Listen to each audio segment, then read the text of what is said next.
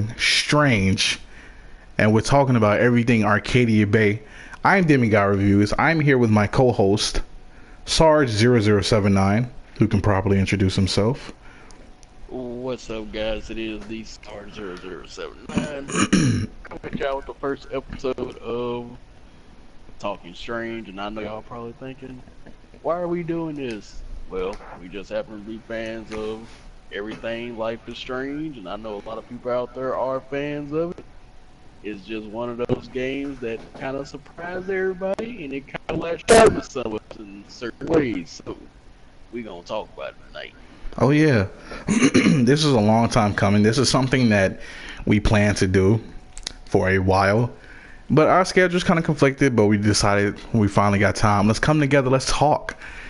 So, before we get started, this is a spoiler zone for those who are watching and for those coming through. So I'm warning you guys right now. If you haven't played Life is Strange Before the Storm episode 1, you might want to turn back now. Cause Court, we about to give it to him. Are y'all about to? We about to give him the nitty gritty. I mean, as of right now, if you haven't played episode 1 by now, and you're sitting here about to listen to us, you're about to get a lot of things spoiled. Cause episode 2 is coming up soon, and what we mean by soon, it's coming up supposedly this week. That's what info came out with. So. And we're trying to go and get this ahead of episode 2. Yes. So without further ado, let's go and get this started. Life is Strange Before the Storm takes place as a prequel with Chloe. For those who don't know, we're playing in the shoes before the accident happened. We're playing before Max got back to Arcadia Bay and had all the time powers, as you see in front of you. Which I am playing the first Life is Strange as we talk about this. Before the Storm is interesting, very, very interesting. Just for the simple fact that I didn't know how they're going to take it with Chloe, because she doesn't have the time power. She's more of the wisecracking smartass, as we know and love throughout the series. I didn't expect her to be like as good as Max was, because Max and Chloe are two totally different yin and yang beings, if we can agree on that. Yeah, they are definitely. I can say Max is the yin to Chloe yang, because Chloe she's way, when I say Max is way left, Chloe is way right. Yeah. Like, they're two polar opposites. Yeah, so I didn't expect, like, how they're gonna, like, really introduce playing as Chloe in the series. Because Chloe is more so the sidekick character, when you look at it. But they've actually approached Chloe in a very interesting manner, so to speak. They took away the time powers, which, you know, that's Max's signature thing. But they gave her instead this conversation box where, like, it's like a tug of war back and forth where you crack jokes, they crack jokes, and if you win, you win an argument. But if they win, they shut down the argument too. That's a new system that kind of threw me off, because I didn't expect it to be as fun or as good. But it's certain situational moments throughout the first episode that, you know, I was surprised to see how good it was, especially when you're talking to the club bouncer or you're talking to David. Oh, the David scene. The David scene. And speaking of that whole club bouncer thing, they give you opportunity to kind of look around and find out certain things that you can just use as kind of like hits to the gut, so to say, for certain people. So, you know, the key thing is to play off what they shoot at you, just like in any roast. Any roasted session, you gotta come with it quick, but you gotta play off what they say and throw it right back in their face. Yeah. So Chloe decides, hey, let's look around this little place. I'm trying to get in here. Let me look around here and see if I can find any dirt to use against this dude when I go up against him. So she's walking around. She finds this dude's bike. It happens to have a flower on it. So he's like, you're just a tough dude, but you got a flower on your bike. How are you supposed to be all tough but got a flower on your bike? So you know, you can use that against him.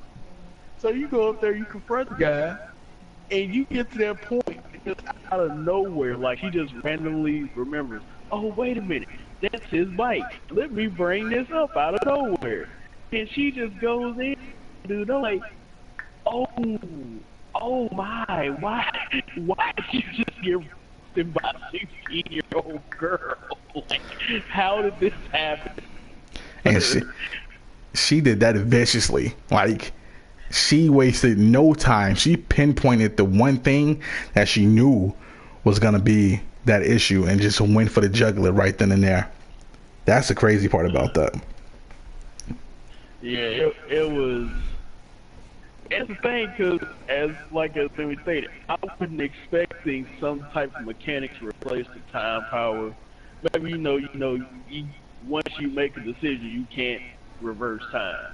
It's permanent, so you gotta choose your words correctly when you're in certain situations. But the fact that you can talk yourself out of certain situations now, it still got that can risk reward thing going on. So you can risk being sassy, or you can play it safe and be like, you know what, cool off. No, just back off the situation, just walk away. Or you can be the teen angst Chloe that we all know and love, and just go for it and say, screw it, let's do it. And the one interesting thing that I noticed is that with Max and the time power, you had chances to fix up what you did. Like, any issue that was in the midst, you could like coincidentally rewind time and change the choice.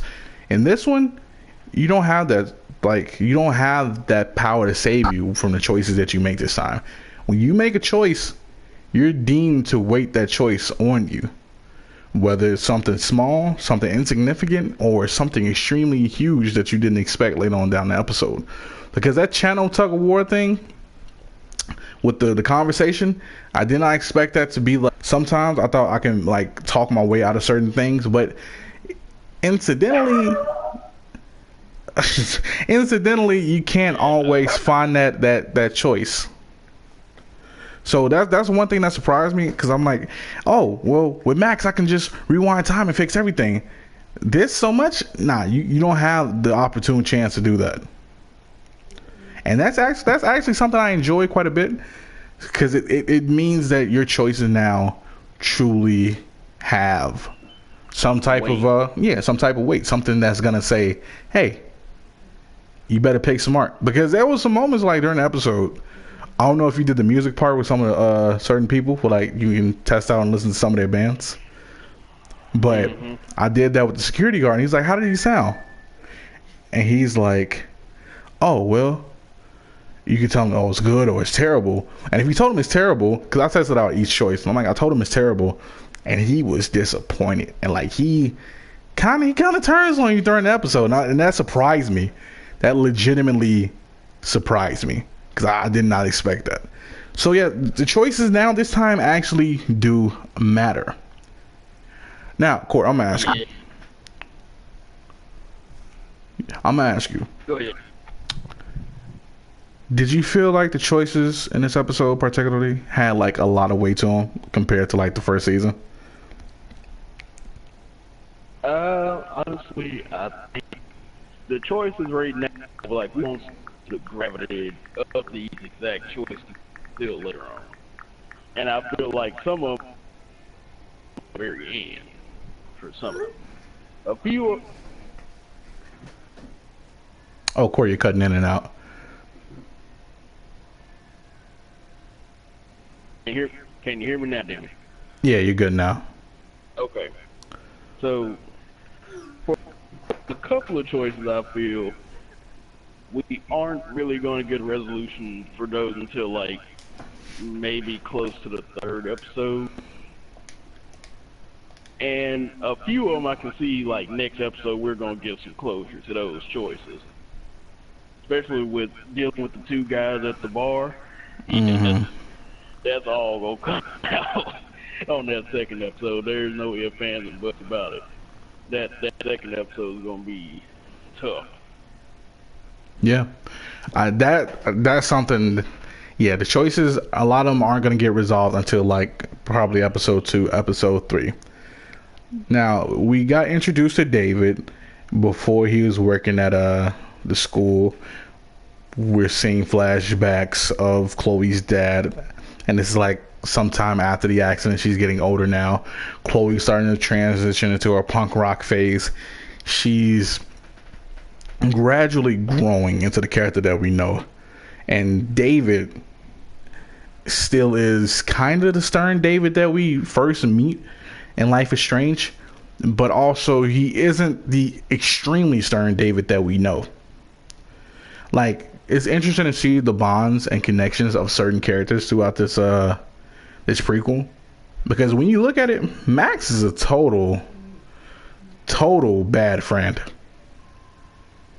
Oh yeah, definitely total bad friend material. A to Z, total bad friend. Horrible. I see Chloe texting her every day trying to talk to her. Max is just shrugging her off, not showing her love, not paying attention, and it makes me think, like, the transition that we see from Chloe becoming who she is, and like how she was kind of standoffish and cold to certain people and became this punk rock chick, and so dependent on Rachel Amber, who we're gonna jump into in a second, just totally makes sense now. Yeah, I think what it was, she was just looking for that one person she could depend on at her most vulnerable time. Because, you know, she lost dad. Mom's trying to give her a new dude. She doesn't necessarily like new dude, which I can understand because he is kind of on that super dad type routine where he tries to be the everything that she needs, but she really doesn't want. Like, tries to be the strict father, but he really ain't the father. So I can kind of understand where she's coming from, but it's still like, David's trying too hard. Her mom is trying to force her to change to get to like him, but it's like, you gotta understand, like, that bond between Chloe and her dad, that was a strong bond. That's just not something that she's gonna get over in a year, 2 years, whatever. That's still hitting home to her. Yeah. Regardless. So when she finally meets Rachel Amber, it's like, you know, it's just a little coincidence. Oh, we meet in the bar or whatever. She saves me, yada yada. And you don't think nothing else of it until you meet her again, and it's like, well, this could be something. Like, okay, like, I'm not the type of person that socializes with anybody except for like the select few social rejects like me at the school. AKA the cake, I ain't gonna say cake man, the cake woman of bootleg DVDs and all that. So it's like, my circle is very, very small, and even in my circle, I don't have friends. Yeah. I just have people that I deal with, but I don't necessarily have friends.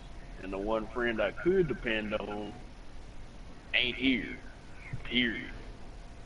Ain't even tried to contact me. Yeah.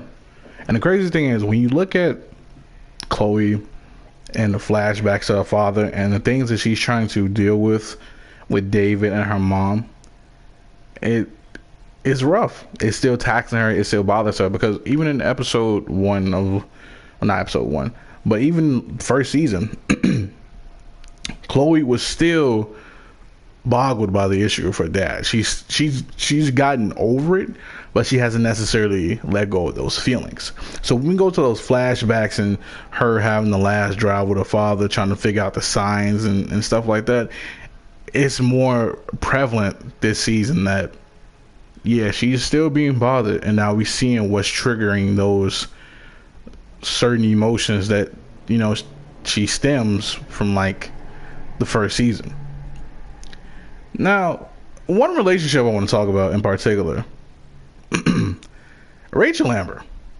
Rachel Amber is the this is a topic, folks. This is a topic because Rachel Amber is a character that we was pegged about all last season, all first season, very curious. We want to know what she was like, because what drew Chloe so crazy about Rachel Amber, that we had the comparisons, that we had her always bringing her up, that she was so crazy about it. And Frank was crazy about it.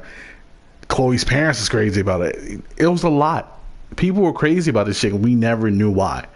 So we meet Rachel Amber in the first episode of Before the Storm. Meet her at the concert. Girl pop, dancing along, wild night. Chloe wakes up, boom. She sees now she's gotten sudden popularity because she's hanging with Rachel Amber. But it doesn't tend to stop there. Rachel Amber then sees you at the school, then drags you along for a drama session. She drags you, like, as soon as you try to walk into the school, she just immediately snatches you up and drags you to drama class. Yeah. Her player rehearsed for a play. She immediately drags you to this thing. You don't know what the heck is going on. You don't even know why you're there. You're just like, yeah. So they ask your opinion on how the actor should be feeling at a certain time. You know, you got one or two ways you can answer. It's either they're in love or they're just going through the motion and think they're in love, like it's just fate. And pretty much after all that, they leave. Rachel Amber goes to the back to get changed, and she's just very, how can I put this? She doesn't try to hide anything. She's just like, hey, can you hand me my shirt? Like, what? Yeah, can you just hand me my shirt? Like, you just want me to walk back there and you're with nothing on and just hand you a shirt? Like, yeah. Just hand me a shirt. And the crazy thing is, we've seen this before in the first season with Max and Chloe, how Max had the same feelings that Chloe did for Rachel Amber. But the episode for Before the Storm, it really throws it at you. Oh yeah, it's not even trying to slowly throw it at you. It just automatically throws you right into the, I got a thing for you, and I like you, and I want you. It completely, it throws it. Like, she basically became the Fleece Johnson of throwing game at Chloe. Like, she was real strong with it. She was like, you gonna either the easy way or the hard way, but you put it. And that's a horrible way to put it, but that's exactly how she came off. She came off to be strong. I know what I want, and you gonna give it to me. Like, yeah. And the surprising thing is that, honestly, I didn't expect it to be thrown so much so fast. Basically, they just said we're going all the way with this, and it really depends on how you take it. Because, you know, honestly, when we got to that point, I'm sure you picked the same answer that I did, Court. I said, hey, I got more than just a friendly feeling for you. Oh, yeah. I mean, we all seen it. It was on her facial expression the whole time. I wouldn't even know why it did, so you might well just go on with the flow. Yeah, Rachel Amber is basically, that was Chloe's first, like, open feeling of being lesbian.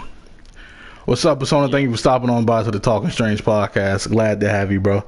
Yeah, and that was Rachel Amber's first, like, open experience to just, well, Chloe's first experience really just with, like, lesbianism. We've seen it in, like, the first season. Max, Chloe had the same thing. It was a pretty significant choice at the end with that said relationship, you know. But I didn't expect it to be so much, so fast. Yeah, I was expecting more like, you know, second episode, maybe we'll jump into that. But man, they came right out the bat. Like, we met at the bar, met at the concert, met back at the school. Now I'm dragging you and ditching school, and we just going on a trip train, listening to music. And fun fact, Yeah, and playing basically truth or dare, or what, lie, two truths and a lie. Yeah, two truths and a lie. And fun fact, Rachel Amber is supposed to be the good girl, and she's skipping school for Chloe. Mm-hmm. This is supposed to be the straight A student that people will love and want to cherish and just want to take care of, and everybody talks about her. But she's skipping school for Chloe, which means something happened at that concert that we don't know of. There was more than just a selfie. Oh yeah, it was some drunken randomness going on. Yeah, because Rachel Amber, the way they like put her in the first season, I didn't. Her character was supposed to be this character where there was a lot of like you questioned a lot basically, and you were very curious about the character. You were wondering how she's gonna be. Let me ask you quick: is Rachel Amber the character from the first episode before the song? Is this the character that you were expecting? Honestly, this, like the way they predicted her. I mean, the way they made her seem in the first season of Life is Strange. It's like they didn't really talk about that side of her. It was just like she's just this good all-American girl that everybody liked, and then she just randomly disappeared. But this is just showing that side, like she really ain't just this all straight A. I mean, she's a straight A student, but she got this little rebellious side, like she's willing to take risks and stuff. Even though, you know, they talked about how Rachel Amber did want to leave, but we really see the motivation behind why she really wanted to leave. It wasn't just she wanted to leave and go to LA. It's like she wanted to leave some stuff behind and not even think about coming back. Mm-hmm. Which pegs into my next point. As we get to know Rachel Amber, one of the biggest plot points of the story is that her father is cheating on her mother with some random tattooed lady. And after we get to see that point, Rachel gets so upset, causes some things to happen, and we see a taste of what we seen from the first Life is Strange with the mystical powers coming to play. Mm-hmm. Because as much as people could say, "Oh, it's just coincidence, it's just a wind," it was like, look, that was too much of a coincidence. It was literally like nature was responding to her being mad. Like all the rage that she felt inside, it just spread it through the fire. Yeah. And one of the subplot points is that if you talk to Evan at Blackwell Academy, and because he was sitting outside and he was passing around pamphlets with wildfires, and that was one of the things we kept seeing like in a repeated manner was wildfires, protect from wildfires, da da da. We see that Rachel is the cause of one of these wildfires. Like she controlled time and nature to her being and pushed the wind forward to cause some type of destruction that she really wanted to get out. Yeah. But and I wanted to reverse back to this point. Remember you said Max was a bad friend. Mm-hmm. And it's funny that you mentioned that because they even showed that in one of Chloe's dream sequences. Like you can go through her phone and everything while you're in that dream, and she literally has a text from Max predicting the next time when she will see Chloe, and that next time would be when Chloe died in season 1. Mm-hmm. It literally said, "Hey, the next time I see you, you'll be dead."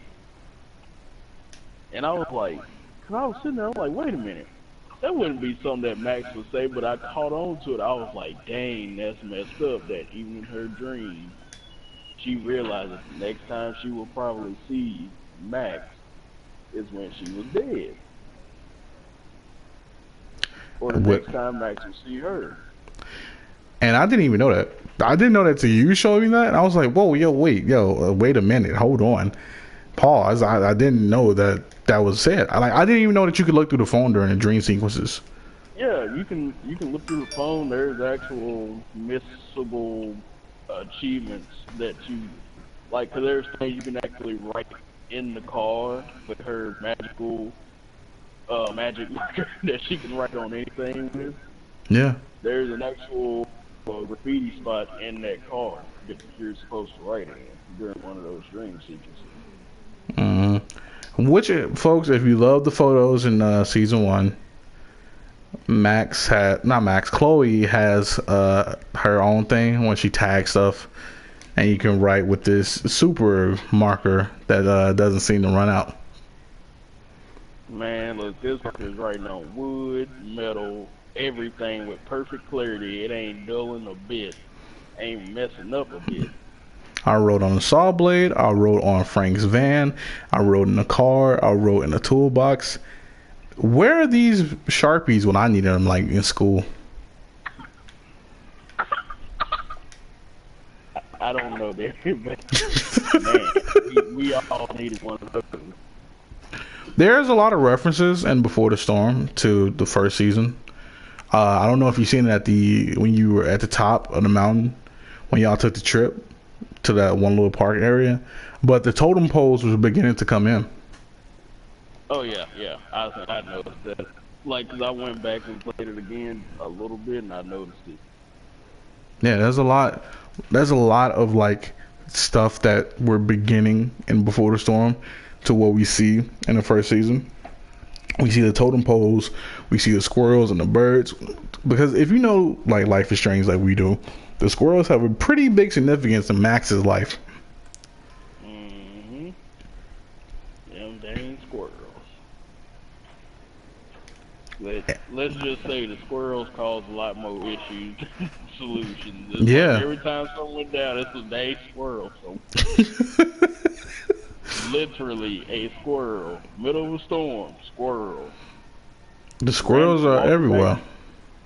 Walking back to the school, squirrel. Like, you literally took more pictures of squirrels than anything. One thing that we did get to see was one of the antagonists of the first Life is Strange in Before the Storm, and we got to see what's his name? Rich guy. I forgot his name. Yeah, I forget his name.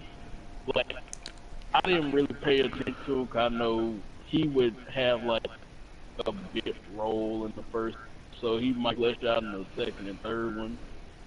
Develop that Chloe. What a good time to be going into season one. Mm-hmm.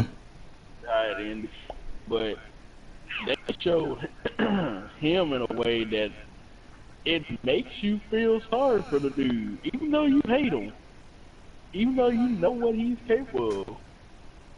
You got a chance to actually feel somewhat sorry for him. Yeah, and the crazy thing is, we see Nathan Prescott. That's his name. Okay, yeah. We see Nathan in a very vulnerable state. Even though we hated this guy first season, we see him in a vulnerable state where it says, "Hey, you know, we want to take care of him. We want to make him feel better. We want to help him out because you know you don't want to be evil towards the guy." This is the first step to making things right between him and Chloe. But even then, when you try to help him out, he still antagonizes you to where it's bad. Like you just can't help the guy. Mm-hmm. Try to help him, like still on the nonsense. It's like, bro, I just got you out of a fight with a bully. You still want to be on this nonsense? You know, as Chloe would say, you too. Yeah. It's like Nathan is one of those characters to where they put him as the pure on antagonist. This is like Spider-Man and Venom, Scorpion and Sub-Zero. It's just one of those antagonizing characters. So I want to see how well they flesh him out to become that guy that we hate, because at a certain point you can tell, as you see me replaying the first season, they are cool at one point, even though we had this big situation happen in the first season. Mm-hmm. So It's gonna be interesting because, like, we all know how season one began with that fateful shot in the bathroom. Like, we know how that began, and we know how it ended. Depending on what you chose at the end, we know how it went down. But I was like, for him to go that far to kill her, it had to be something before that would trigger him to do that. And we know he's the guy that pretty much his father owns the school, so he can pretty much get away with anything, and he dang near does. But it's like, what would drive him to take that big of a risk? Yeah, because there's something that is pretty significant leading up to this point for him to shoot Chloe. There's something huge, and I'm expecting something. Because I'm expecting, like, I just feel like it's either those two guys at the bar, or he owes Frank something, or he's in some deep depth himself. Yeah, it's very possible. But then I want to touch on this history of Rachel Amber's father, though, because this really threw a monkey wrench into the whole system that is Life is Strange. Because now we got a whole entirely new player on the field, and we don't know nothing about her. And me and you talked about this once, like who this could be. Mm-hmm. And for some odd reason, it kept on popping up in my head. And this is just my theory, that somehow this chick is that the woman that's behind the diner. I was thinking that. Like, I kept thinking, like, something has to happen to that woman, because it seems so out of place that she's just sitting behind there, cooped up. Something has to be led up to that point. Mm-hmm. Because she has this. Like, that's the only person we ever did get like a detailed background on in the first season anyway, was that woman behind the diner. She was just behind the diner. Yeah. She was old crazy behind the diner. Like, you know. We had the truckers, we had the random NPCs, we had a bunch of stuff, that was going on in the background. The woman is tattooed. That's one thing we know, and she does have dark brown hair. Now, a lot of theories are going around the time that that was Max. Oh, she jumped too much. She used too many time skips.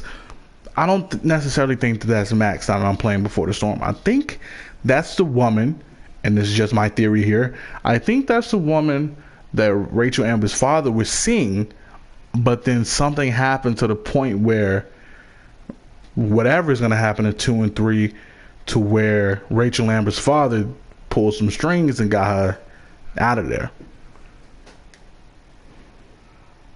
Yeah, because I see the confrontation between Rachel Amber and her father coming up. It's going to come up strong. And it's either going to be, she's going to give him a choice. She's like, you either tell my mom or I'm going to tell my mom. Yeah, because it's completely no holds barred. She ripped the picture up. She threw it in fire.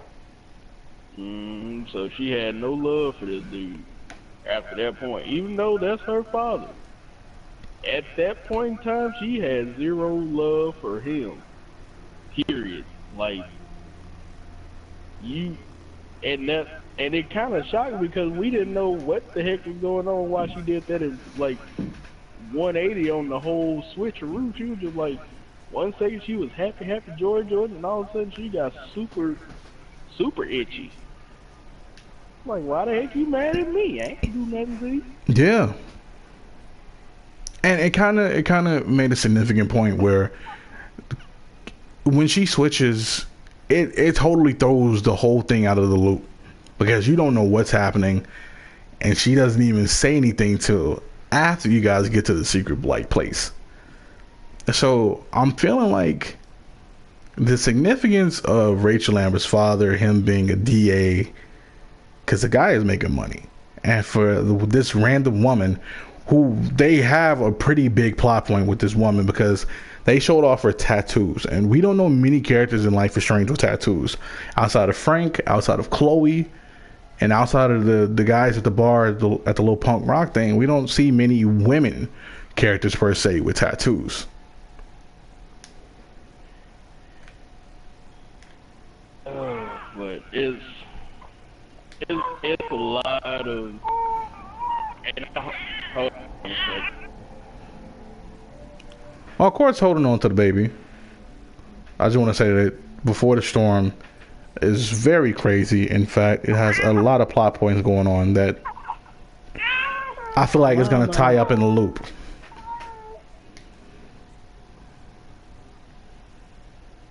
Well, I honestly think episode 2 is gonna have to.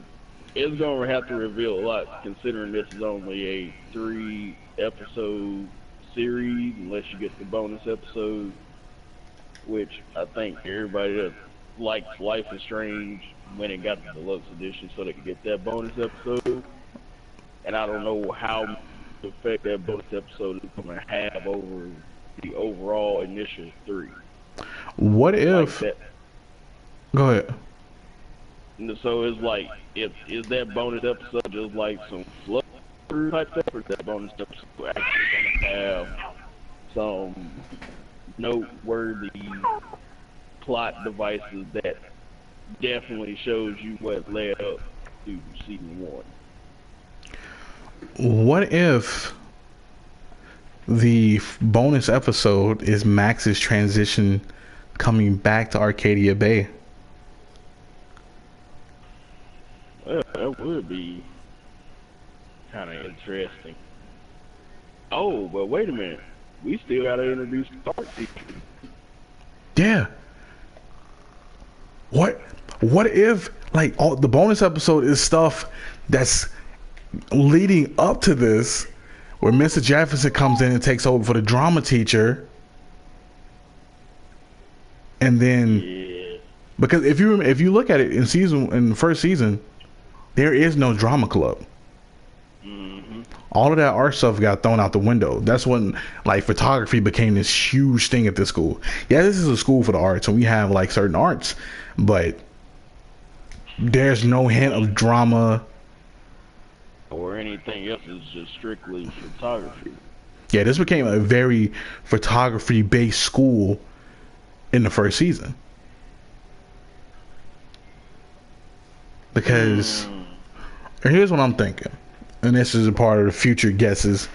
I'm thinking that the bonus episode is the transition of stuff leading up to season 1. Mr. Jefferson comes in, Prescott's father comes in and buys the school, because Prescott's dad doesn't have the school just yet. And Before the Storm, we start seeing a switch around the teachers. This is when Rachel Amber disappears. This is when Frank begins to go into tough guy Frank mode. And we finally see the blue-haired transition of Chloe as well. Which I honestly think Chloe gonna start experimenting with hairstyles pretty soon anyway. She's gonna be influenced by Rachel Amber to try some new hairstyles. I put it like that. Before she goes on the disappearing act and not tell anybody where she. David gets a job at job at school. That's definitely gonna be an interesting dynamic to have him and Chloe at the school at the same time. So now she can't get away with certain things. They start opening up the dorms, because there is no dorms in Before the Storm either. Nope. Everybody's still living at the house. So they get the dorms. So that might come with the rich kid's father taking over. Yeah.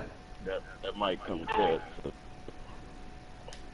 So I think, if I'm not mistaken, Before the Storm is like, what, 2 years before Max shows up?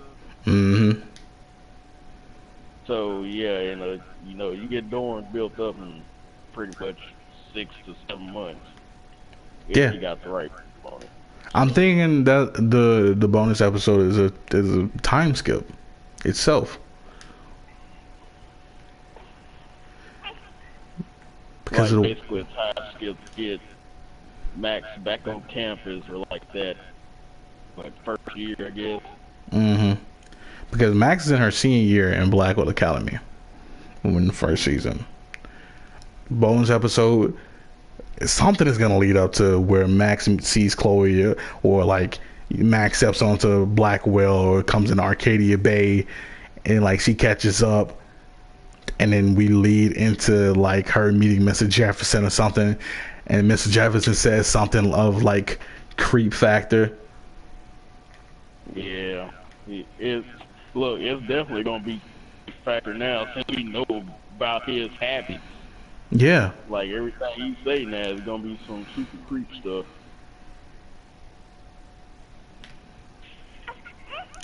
and that's gonna be the biggest. I'm so excited for. I'm more so excited for the bonus episode than the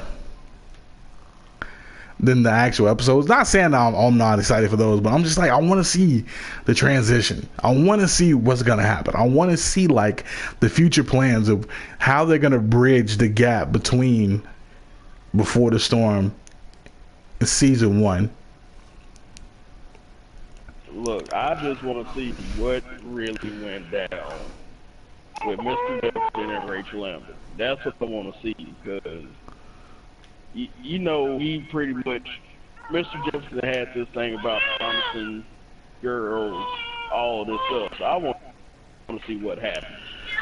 Jefferson had this thing with capturing innocence or something like that, made for the best shots. I have this feeling that this is a wild theory here. I have this feeling that you're gonna meet Mr. Jefferson somewhere. Like you're gonna see either Jefferson, Nathan talking, or Jefferson and the principal, or Jefferson and somebody talking, and that's when you're gonna meet up with him. And he's gonna mutter something extremely creepy that's gonna be undermined because we think that he's just a teacher. Yeah, but it's like, as you know, Mr. Jefferson had this thing with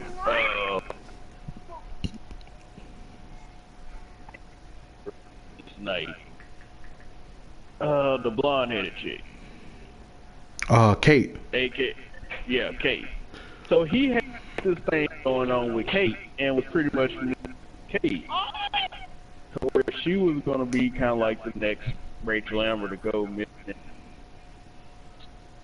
get drugged up, exploited. Yeah. So it's kind of like what I'm trying to see what's going to be that thing with him and Rachel Amber. That situation where it's like, oh, I promise you all of this, and you're such a great person and great artist, and like you could and all this, just pretty much putting the back in her back, as Persona would like to say, and amping her up and saying, oh, you're too good, you're cool, and blah, blah, blah, blah. Yeah, I feel like there's something where it's gonna bridge the gap because you're gonna want to see that side that we know. We know Mr. Jefferson is a murderous bastard, but the fun fact is that Mr. Jefferson bought a lot of his drugs off Frank. Mm-hmm. And we don't know who Frank's supplier is. Hey, you never. Frank's supplier could be that one with the dang tattoo. That could be it. That could come into full circle. Cause that's the thing. It's like when you got everything already established, and then you throw a whole new random into the situation, it just gets your mind buzzing. And I'm curious, like Frank already deals drugs. Well, he sells weed to Chloe. And I don't know what his like jump is, because he doesn't seem like that drug dealer everybody knows, or the reputation that he had in season 1. Because when Frank was around, Frank was about business. But Frank in Before the Storm is more laid back. He helps you out more than he would in the first season. I don't know. I think Frank is still a business when it comes to, him dealing. Oh, Corey, you cutting out again. I was gonna say, when it comes to Frank, I think that he is still about business, but since he knows Chloe, he knows what type of girl he is, I don't think. Mm-hmm. So it's not like, oh, she owes me money and I gotta have it, that type thing. I think what it is that let that relationship go so far to where Chloe was in too much debt, he was in too much debt, and both of them were in. Yeah. Which we get from another choice in Before the Storm, where you can steal the t-shirts guy's money, and you can either pay Frank off, or you could give your mom the money. I think that was interesting. They're bridging the choices in this season more so than they did, Life is Strange, the first season. Yeah, unfortunately for me, I was like, what, as much as I could, just that man money because he just such an asshole. I was like, you know what? I want that to come bite me in the butt. I really don't. Yeah. We gonna leave that man money alone. Because I don't know how that's gonna come back up. He might just randomly team up with the guys that we meet at the concert, try to mess up everything. So. Which, is a lot of variables and a lot of factors. I don't think we're going to see the last of those two guys at the bar in first episode. I honestly think they're going to show up more than once, too. Like, more than just two. They might even help Mr. Jefferson get Rick Campbell. I don't know. Yeah. Yeah, because that's a very big point to what has to be done in the season. You have to have that. So we're going to be seeing Mr. Jefferson at least two. I'm not going to say episode 2. We might be seeing him in episode 3 and then into the bonus episode.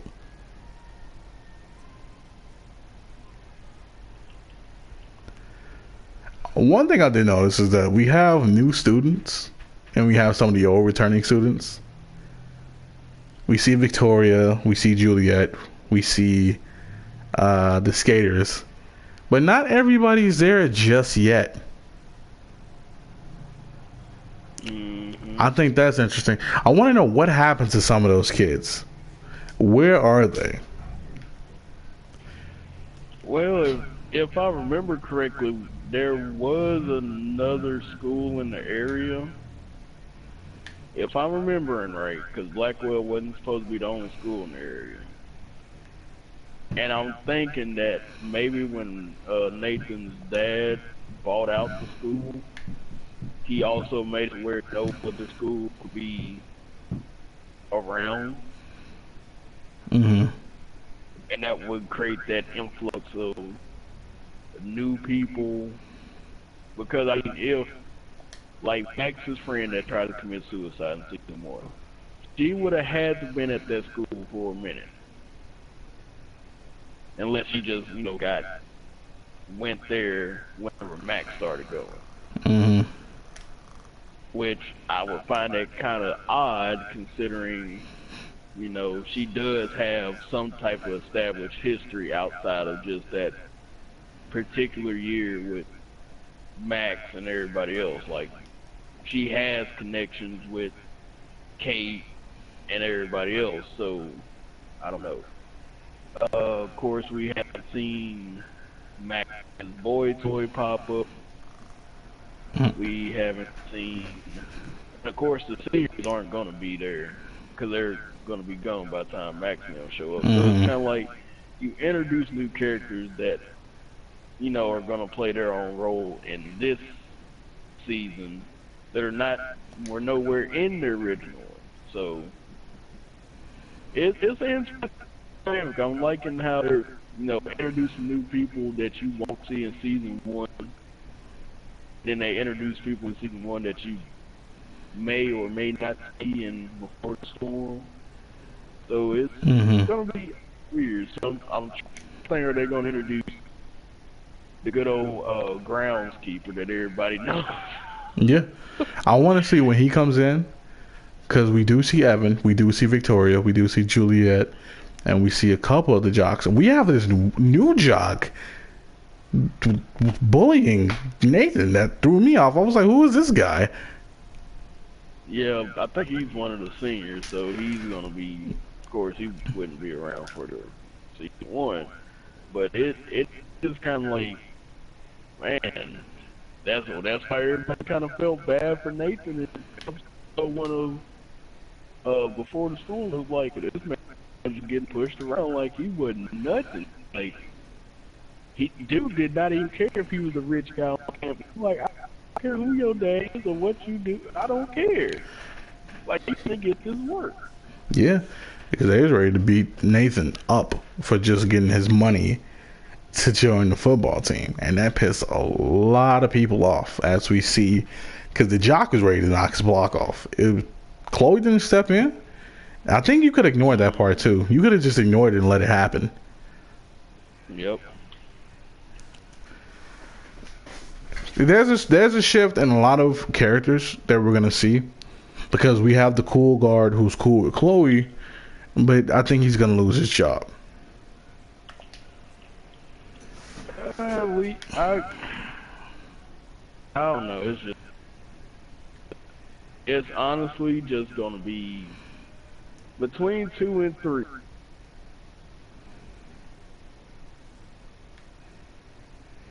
Oh, Court, you kind of cut out.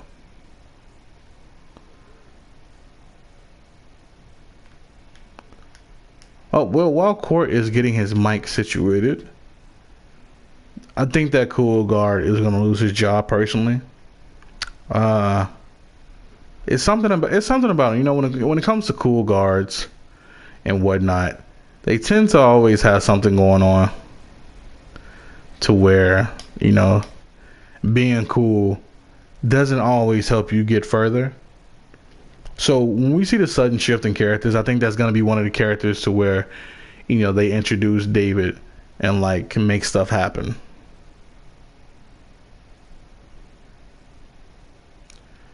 But yeah, it's Life is Strange Before the Storm has a lot of points that can be noticed when it comes to characters, when it comes to significant storylines, when it comes to the subplots, because we're missing characters from the first season, as you see now, and we're getting the influx of those characters as well.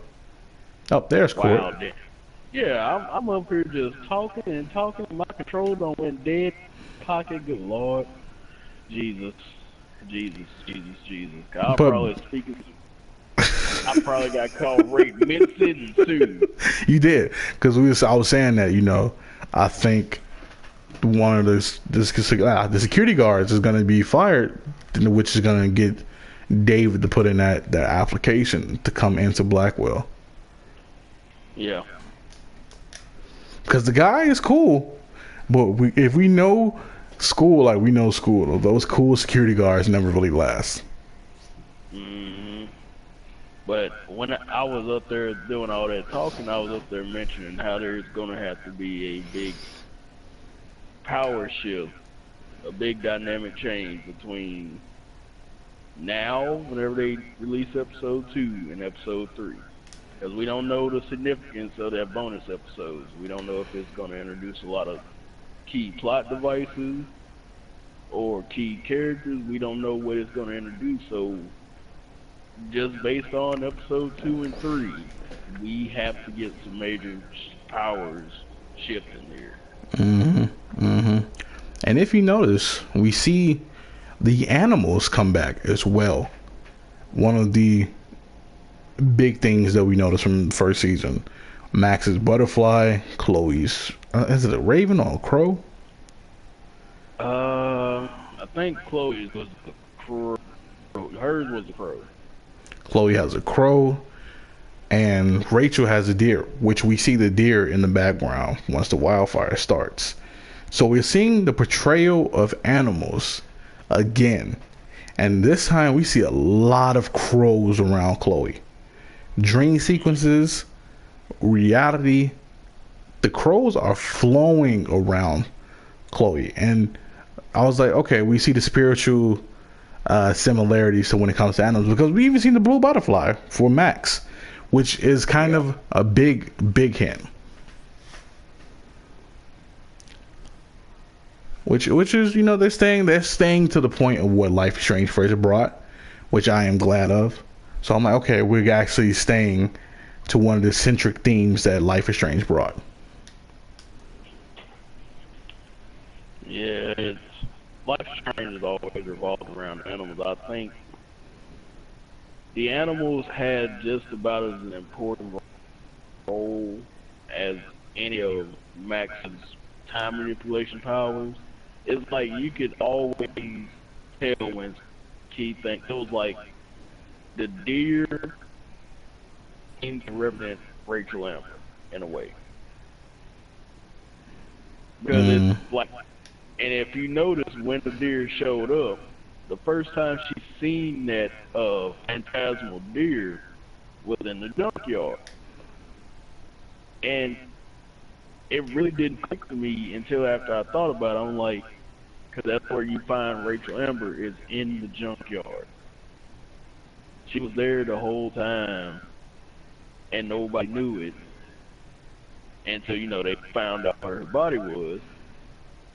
So that deer could represent her, the same thing that Chloe had been chasing this whole time, which deers are very, you know, flighty.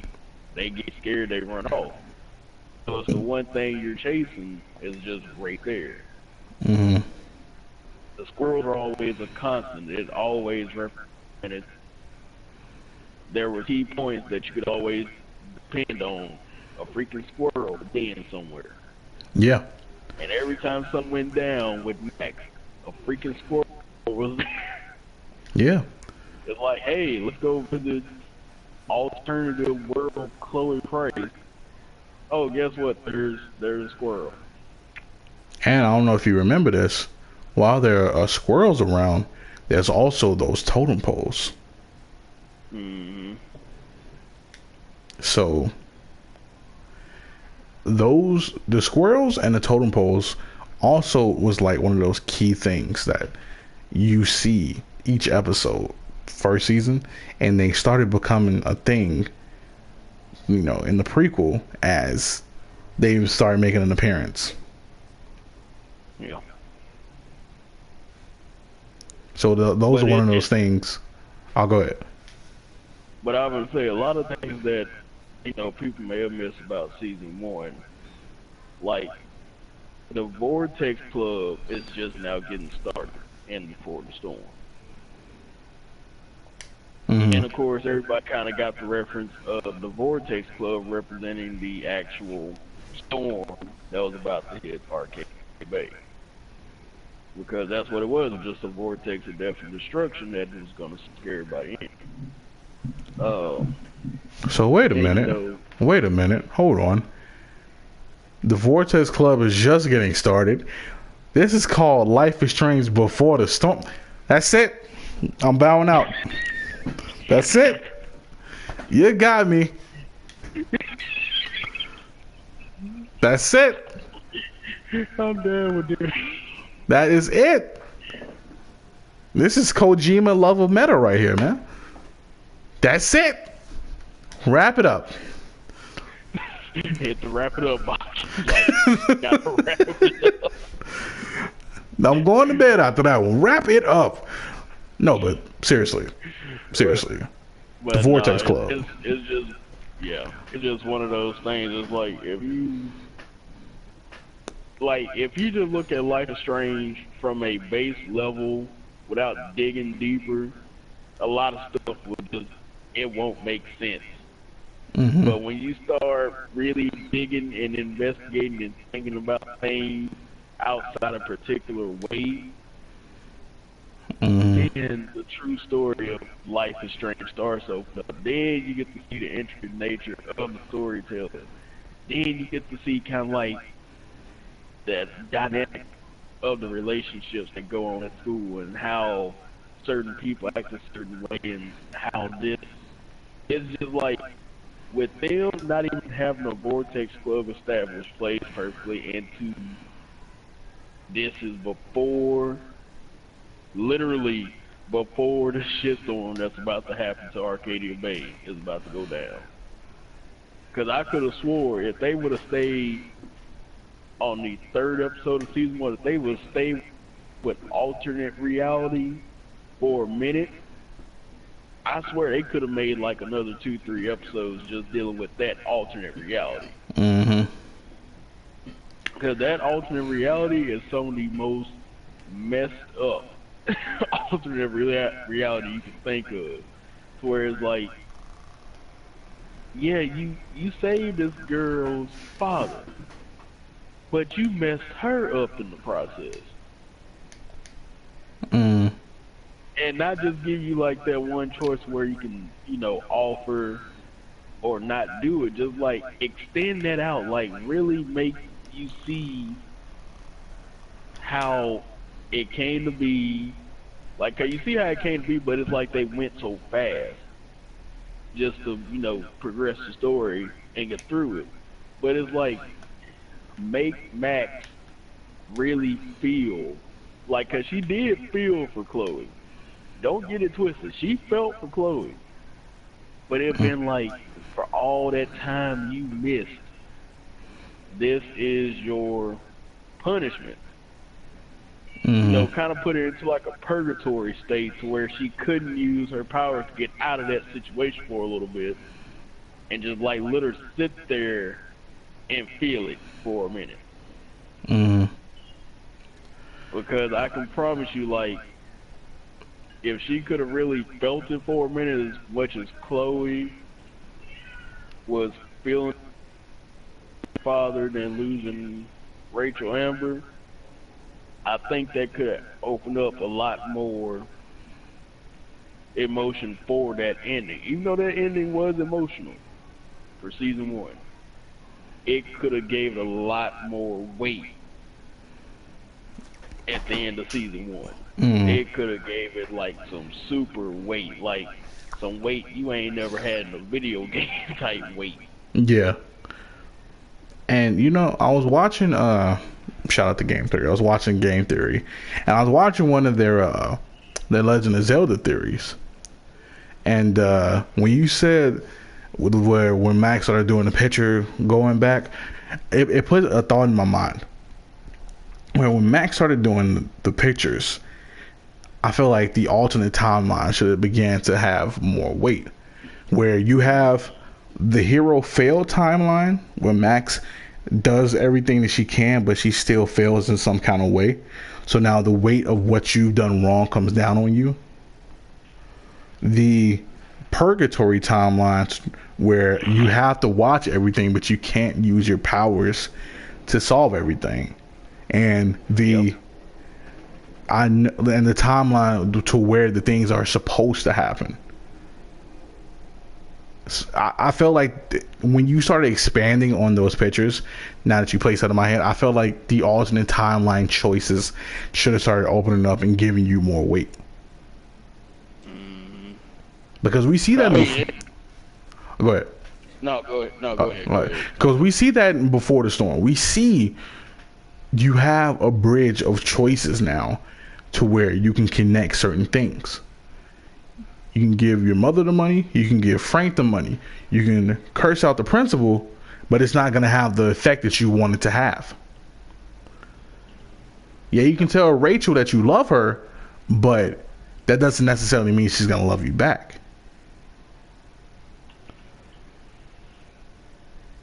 That is true.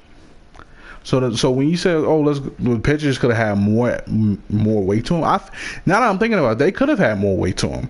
They could have had more choices to where, we do this. This is gonna happen. You make this choice, you're stuck in this timeline.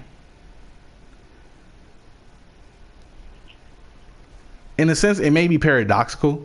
It may be like, oh, it's a time paradox in a sense where, yeah, you're going back and you're making certain choices, but having a timeline where you fail, where you can't rely on your powers, and it's another timeline, and having a timeline where everything goes the way it goes, powers or not, that's a lot more weight. Yeah,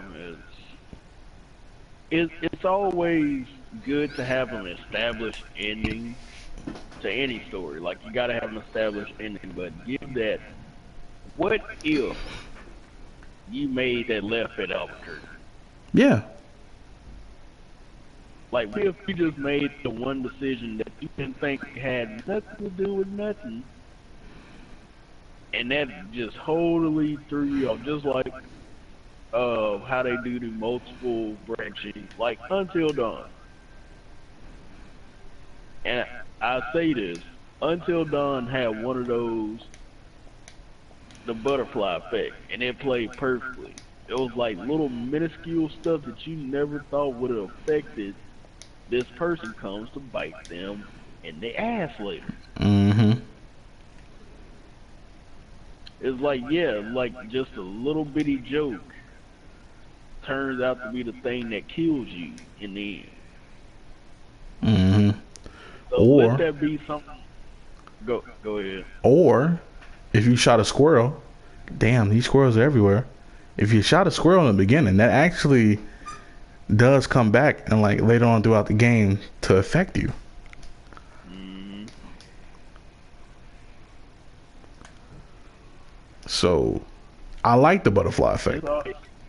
Yeah, and I think that's something that could have been shown in season 1 a little bit more, but they, quote unquote, they did have a butterfly effect, but it was either you go here or go there, and it wasn't like you could have multiple branches to the butterfly effect. It was just like you go left or you go right. Mm-hmm. It wasn't like you go left, right, neutral, or it's kind of somewhere around the bend, something like that. Yeah. And I feel like if it truly was a bit more fleshed out, if the weight of the choices now, well, in the first season had more effect like the choices now, it would be a lot more different. Mm-hmm. Which, I mean, some of the choices, and like when they did take away your powers in Life is Strange, and you could, like, with the girl that wants to commit suicide, that was one of those times where it's like, okay, you got to watch what you say, you got to make the right choices, but that didn't pop up enough in Life is Strange. Mm-hmm. Because you had that benefit of just being like, oh, well, I can, rewind time and get the outcome of how it would go if I said this, or the outcome if I said this. And again, it goes back to now you don't have that benefit of using any time power. Mm-hmm. So everything you say has just a itty bit more weight to it than season 1 did. And I think that's one thing that I'm really liking about Before the Storm over season 1. I say season 1 was bad, but it's just when you compare it then versus now, and you see how the choices work out, it becomes clear that they wanted the choice to have more weight to it. Mm-hmm. Which, pans into like the timeline thing, where like certain stuff happens, or like certain cuts. I know this is like their first game. They were trying to get. They didn't have that much money. Knowing now they have that much bread. Well, like we seen the biggest reveal, the biggest shock in like episode 4 when Chloe got shot in the head. Yeah. Imagine that being a part of you failed, and then another outcome of that same one we see Mr. Jefferson is that he necessarily shoots Chloe, but she doesn't get killed. Mm-hmm. thus being a part of, well, this is what's naturally going to happen. Or Max gets shot, well, not like critically, but she gets shot, and this is part of one of those moments that you can't rewind time, so you have to think on your feet more so than, you know, relying on that time power. Yeah, it's and I think I think that's where episode 4 is gonna come in. Is I think episode 4 will be that introduction of Max without time powers and establishing certain relationships with people and not being able to back out of certain things that she says. So Hmm. that's how I would like it to be. And honestly, I would actually like to see maybe episode 3 would be where you're in control of Rachel Amber. Yeah, that would be interesting. I mean, like, view what might be her last moments through her eyes. Yeah. Like, see that perspective. And not just be, like, wondering, like, how it really went down. No, you actually get to see it. So you can definitely know this is what happened. This is who done it. Hmm. Because Cool. honestly, it could be Mr. Jefferson did do it, or Mr. Jefferson has some help doing it. And that's Hmm. what got him started on the whole innocence of young women thing that he's on, like the whole power trip that he's on about exploiting young women. Like, because I Cause mean, he doesn't leave that on when you first see him. It's like it doesn't seem like he's just like everyday teacher. hmm So, so I want to see how he actually began to do this. Like, did he just suddenly just decide to do it, or was he convinced to do it by somebody, or what happened? what if dot dot dot what if Frank helps Mr. Jefferson?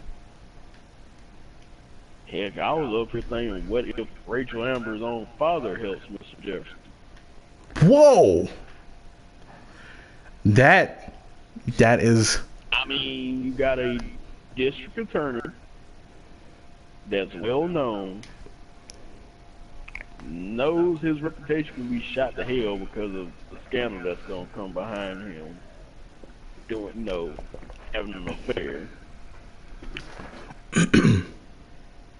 And the only way to keep it from coming out is to do something to distract everybody from it, or just take away some notion of he might be doing something he's not supposed to be doing. So he just basically make his daughter a spirit. mm,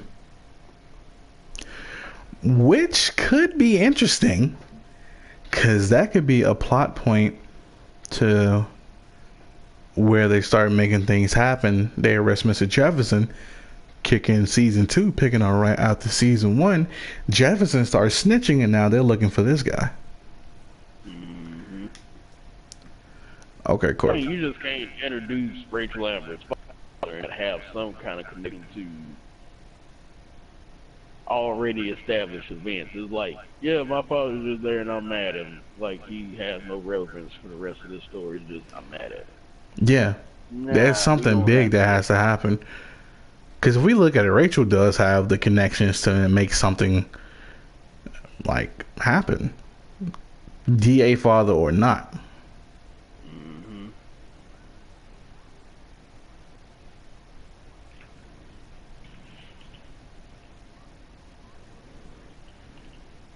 Oh, man. All right, Carl. Before we wrap it up, give me your guess. Give me your guesses to what do you think is gonna happen for the rest of Before the Storm. My guess is, let's see. Chloe will finally get that call from Max telling her that she's coming back to Arcadia Bay. Mm-hmm. Max and well, not Max, but Chloe and Rachel Amber officially kind of start their relationship, even though it had a little hitch at the beginning. I think they're officially going to start that relationship and start building something. Actually, Chloe will become happy Mm-hmm. again, and she'll start changing her attitude about life, being more outgoing and stuff like that until that big traumatic event happens again where somebody else she loves gets taken away. Let's see. Rachel Amber more than likely is going to confront her father in some way, whether it be through like an actual face-to-face or through proxy wars, as I like to call them. Since they do actually have Facebook in Yeah. Life is Strange, they actually legit have Facebook, so she could start the whole little proxy war by sending out rumors on her father about certain things. Mm-hmm. I think the tattoo lady is gonna reveal herself to either Chloe or Rachel Amber, and let that significance be known of like what's the dynamic going on there. And she Right. might throw out a threat or two about like, hey, don't screw this up for me. This is a good thing for me. I don't care how you feel, type thing. Mm-hmm. So honestly, I don't know. That's just my guess on where it's going, but where it could go, heck, who knows? Because we all know how season one throws you for like too many dang twists to even count. So who Mm-hmm. knows where episode 2 is gonna land us? All right. Here are my predictions. Here are my predictions.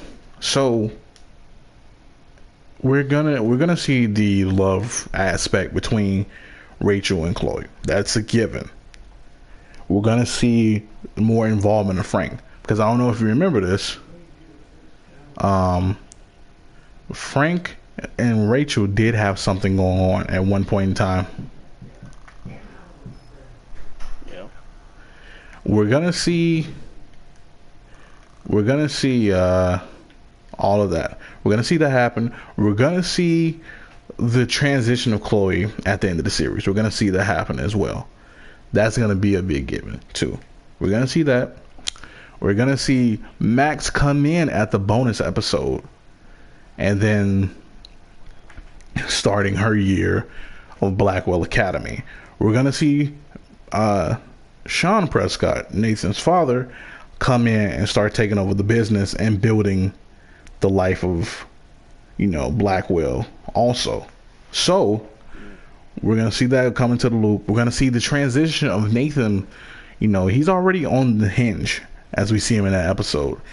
We're also gonna see him become even more unhinged as the episode progresses. And then as the story goes on, we're going to see Mr. Jefferson and Frank, or Mr. Jefferson and her father, allude to Rachel being disappeared and killed. I'm calling it. Yeah. I can definitely see it. There's no ifs, ands, but about it. I can see it happening. I see it happening. But But either that, way, it's gonna be one hell of a ride either way it goes. mm-hmm. And I cannot wait to go. Get just really sink back into Arcadia Bay again, because it's such an interesting place to actually be in that I Mm-hmm. want to just see more of it, see how it plays out. Yeah, I'm ready. I'm ready for this next episode. My day is gonna be busy. But all right, folks, that is it for the first episode of Talking Strange. I thank you guys for stopping on by. Court, anything you want to say before we start closing this out? Oh man, just I hope y'all ready, cause if y'all like me and Desi, then episode 2 is right around the corner.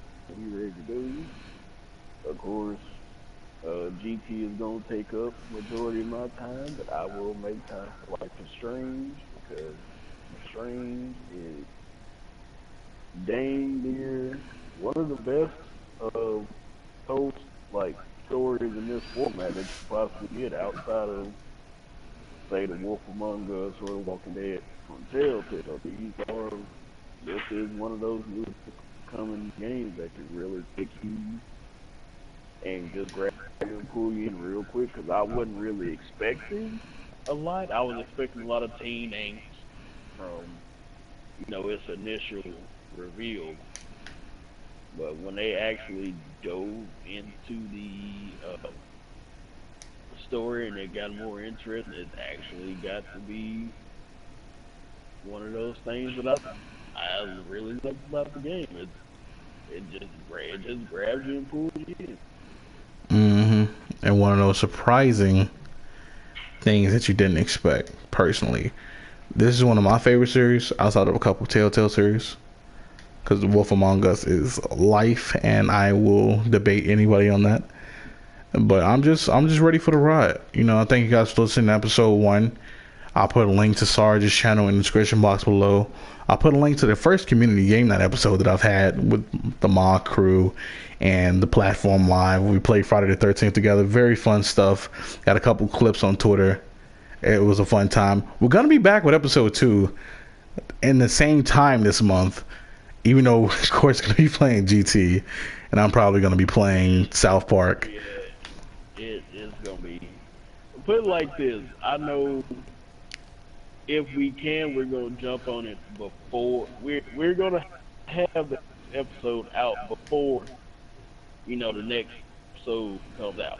Yeah. So Yeah, we're basically. Gonna give everybody time to actually take it in, get your feelings in, get your thoughts processed, and then we will hit y'all with the discussion. It's not gonna be like one of those Walking Dead, like Walking Dead, and like right after it's done, it's like Talking Dead. It's like, can I not have time to process? We're gonna give you time to digest it. Get your sandwich down. So yeah. I mean, just take it in. If you haven't started and you listen to us for this past hour or so, just go play the game, make your own decisions, come up with your own, thought processes. Then come in, play episode 2, get that all stored in your head, and then just come back for the future Talking Streams, because again, we're going to talk about, we're going to our own little theory, speculation, and some breakdowns of what's going on, so everybody can keep up.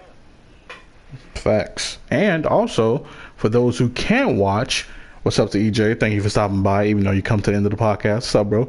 Even for those who can't watch on YouTube, I will be putting these episodes on SoundCloud as they concurrently release, so we can just put it on and you can listen.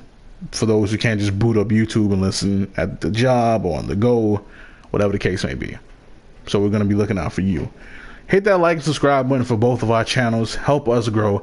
Help us become better channels. Of course, going to be hitting you with some GT footage in like 2-3 days. Man, look. Dog might get some footage day one. Yeah. So it's just bound to go down like that. So. And I'm going to be busy with the South Park, but we're going to be playing this next episode that comes out. So just be on the lookout for Talking Strange episode 2. This is it for episode 1. Thank you for stopping by. Thank you for showing love. And we will be back with the next discussion piece next time, folks. So until the next one, we'll see you. And as always, talk strange in Arcadia Bay. See ya.